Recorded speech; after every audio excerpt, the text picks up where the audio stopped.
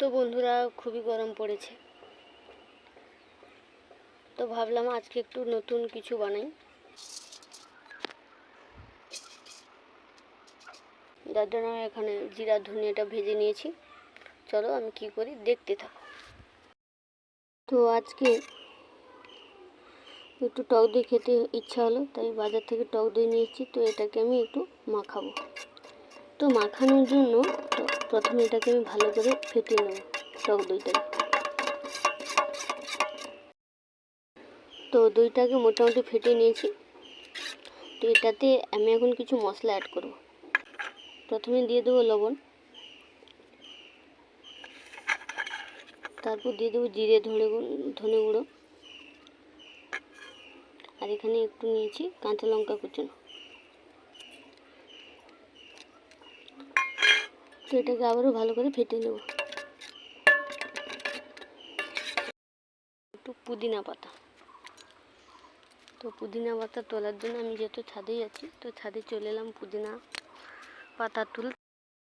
দেখতে পাচ্ছ, এই হলো আমার পুদিনা গাছ।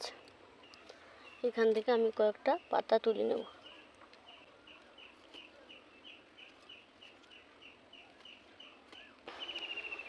তো বন্ধুরা, এই পুদিনা পাতাগুলোকে আমি একটু ভালো করে কুচিয়ে দিয়ে দিই। একটা পড়ে গেল।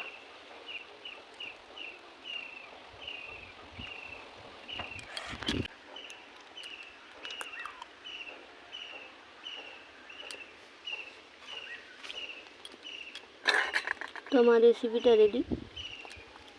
কেমন লাগছে একটু দেখে একটু কমেন্ট করে জানাও। দেখো বন্ধুরা, আমি টক দইয়ের এতে মোটামুটি পুদিনার বাগান করে দিয়েছি। এবার কেমন হয়েছে এটা আমি টেস্ট করব।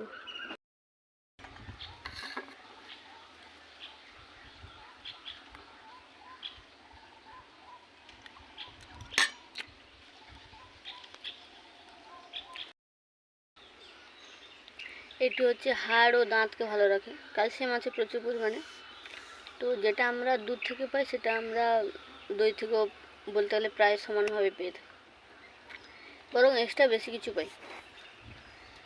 তারপর এটাতে হার্ট ভালো থাকে, আমাদের হার্ট ভালো থাকে,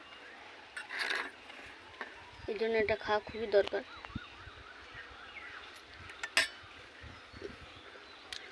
তো এটাতে আমি কোনো রকম চিনি ব্যবহার করিনি।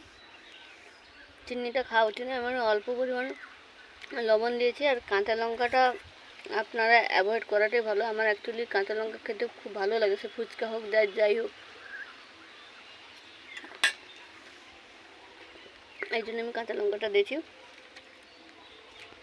সবশেষে বলবো, টক দই জিন্দাবাদ। রেসিপিটা খুবই ভালো হয়েছে, তোমরা বাড়িতে এইভাবে বানিয়ে খেয়ে দেখতে পারো। টাটা।